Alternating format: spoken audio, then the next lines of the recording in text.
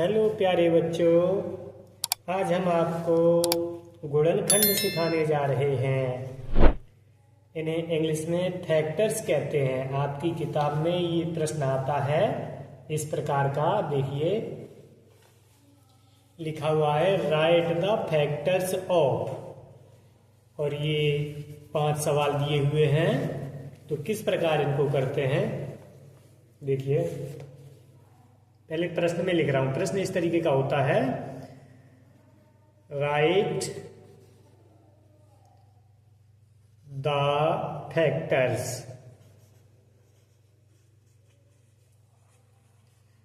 Of में इसमें ए number दिया हुआ है। प्रश्न है ए नंबर है 10 का और बी नंबर है 18 का। तो केवल 2 ही सवाल से आपको समझाना है। आपको ये मैं बता दूंगा, बाकी आप कर लेना। हम आपको बता रहे हैं, इसे हिंदी में कहते हैं गुणनखंड। क्या कहते हैं? गुणनखंड।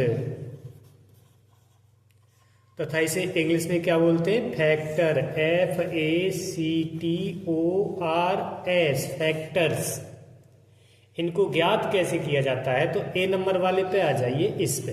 ठीक, जैसे कि आपको संख्या दी हुई है ए नंबर की 10, और कह रहे हैं कि 10 के गुणनखंड ज्ञात कीजिए, या फिर फैक्टर बताइए, या फिर राइट द फैक्टर ऑफ, इसके फैक्टर लिखिए।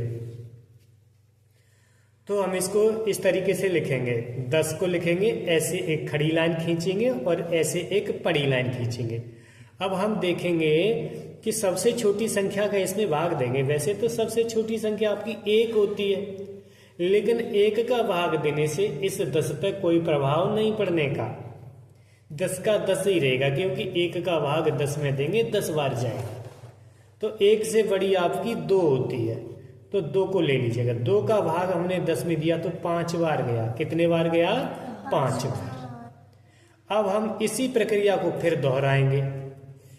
अब हम देख रहे हैं कि इस 5 में भाग 2 का तो नहीं जा रहा है, 3 का देंगे 3 का भी नहीं जा रहा है, 4 का देंगे 4 का भी नहीं जा रहा है, 5 का देंगे, हाँ 5 का 1 बार जा रहा है। तो हमने 5 यहाँ रखे और भाग दिया तो 1 बार गया। 5 एकन 5। तो ये जो 2 अंक मिले, ये इस 10 के गुणनखंड है, अर्थात फैक्टर है। तो इनको लिख सकते हैं 10 बराबर 2 गुणा 5। ये जो 10 है 2 गुणा 5 के बराबर है। यही आपका आंसर है। आप इस तरीके से न लिख करके ऐसे भी लिख सकते हैं 2,5, ये इसका आंसर है। ठीक, अब दूसरा आपको बता रहे हैं बी नंबर वाला। यहां पे बता देते हैं बी नंबर वाला। बी नंबर वाला 18 है। क्या है? 18। तो 18 को आपने यहां लिखेंगे, जैसे इसको लिखा था वैसे ही। एक पड़ी रेखा खींचेंगे और एक खड़ी रेखा खींचेंगे। इसमें देखेंगे कि 2 का भाग चला जाएगा, तो 2 का भाग दीजिएगा। 2 का भाग इसमें देंगे तो कितने बार जाएगा? 9 बार। कितने बार जाएगा? 9 बार। अब देखो इसी प्रक्रिया को फिर दोहराएंगे। तो 2 का भाग 9 में जाने का है नहीं है, तो 3 का देख लो। हाँ जी, 3 का चला जाता है, तो 3 को रखो फिर यहाँ पर। अब 3 का भाग हमने 9 में दिया तो 3 बार जाएगा। ठीक, इस प्रक्रिया को फिर दोहराओ। तो फिर इसमें 3 में 3 का भाग जा रहा है 1 बार। ये प्रक्रिया जब तक करते हैं जब तक नीचे 1 ना आ जाए तब तक। ऐसा करने के बाद अब हम लिखेंगे कि 18 के हमें अभाज्य गुणनखंड मिले। 18 बराबर 2 गुणा ये वाला 3 गुणा ये वाला 3, अर्थात ये इसके गुणनखंड है, या फिर फैक्टर कहिएगा।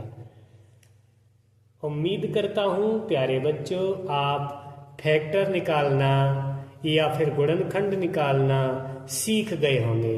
यदि सीख गए हैं तो अपनी पुस्तक से अगले प्रश्न, चलो मैं देता हूं वो प्रश्न, अगली संख्या में दे रहा हूं, यहां पे लिख देता हूं। 18 के बाद बी नंबर के बाद सी नंबर है 24, 24 के बाद है 36, 36 के बाद है 45। इन सभी संख्याओं के गुणनखंड ज्ञात करके मुझे कमेंट में लिख के दें कि 24 का कौन सा है, 36 का कौन सा है और 45 का कौन सा है। और यदि चैनल को अभी तक सब्सक्राइब नहीं किया है तो सब्सक्राइब कर लें इसको। प्यारे बच्चों, फैक्टर की भांति आगे आता है कॉमन फैक्टर। क्या आता है? Common factor. COMMON factor, FACTOR factors, common factors. ये कॉमन फैक्टर्स क्या होता है? इसमें दो संख्याएं दी होती हैं, जैसे यहां लिखा है ए नंबर 4 and 12। यहां कह रहे हैं कि 4 का और 12 के कॉमन फैक्टर ज्ञात कीजिए। तो किस प्रकार करेंगे? पहले हम 4 को लिखेंगे। 4 के पास एक खड़ी रेखा और एक पड़ी रेखा खींचेंगे। इसमें भाग देंगे उसी प्रकार से जैसे आप पहले फैक्टर्स में कर रहे थे। तो इसके भी फैक्टर निकालने हैं। तो हम यहाँ पे 2 का भाग देंगे। इसमें कितनी बार जाएगा? 2 बार। ठीक। फिर पुनः इसी प्रक्रिया को दोहराएंगे तो फिर 2 का देंगे तो ये 1 बार जाएगा।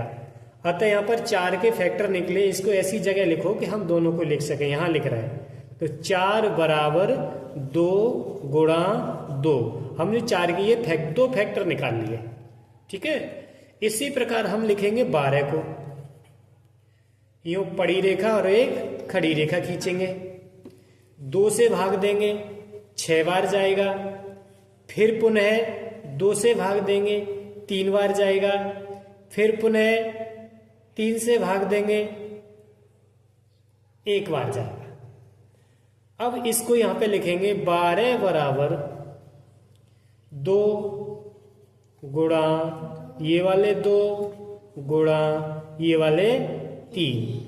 अब हम इन दोनों में देखेंगे कि दोनों में कौन से मैच खा रहे हैं। तो ये वाला एक मैच खा रहा है और ये वाला एक मैच खा रहा है। तो ये 2 हमारे 4 तथा 12 के कॉमन फैक्टर हैं। यहां हम लिखेंगे कॉमन फैक्टर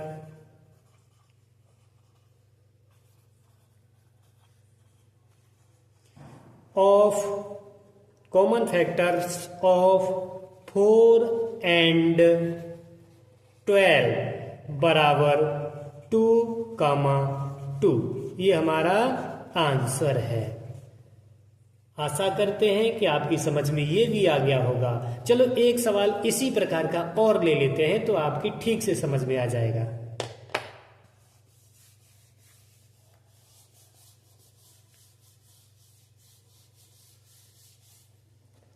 ये लेते हैं बी नंबर।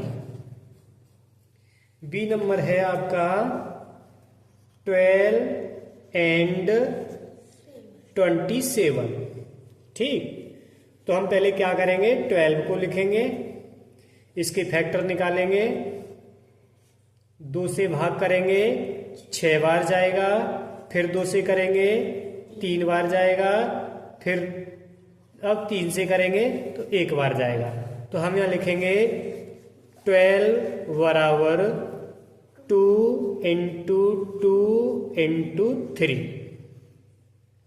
इसी प्रकार 27 को आ जाइएगा। ये 2 से जाने का है नहीं है, पीछे 7 लगा हुआ है। कितने से कटेगा ये जानने के लिए एक आप वीडियो देखेंगे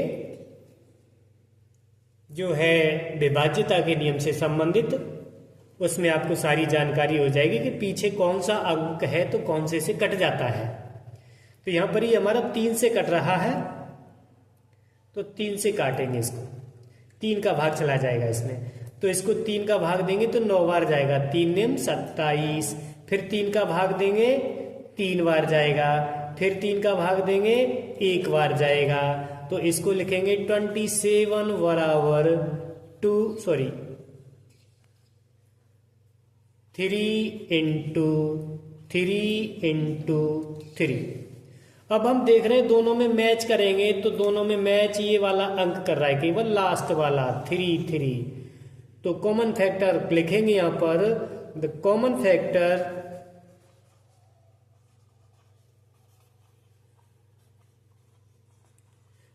ऑफ 12 एंड 27 बराबर कितना आया है? केवल 3 आया है। ये हमारा आंसर है। ठीक, इस प्रकार आप सभी सवालों को कर लेना। धन्यवाद।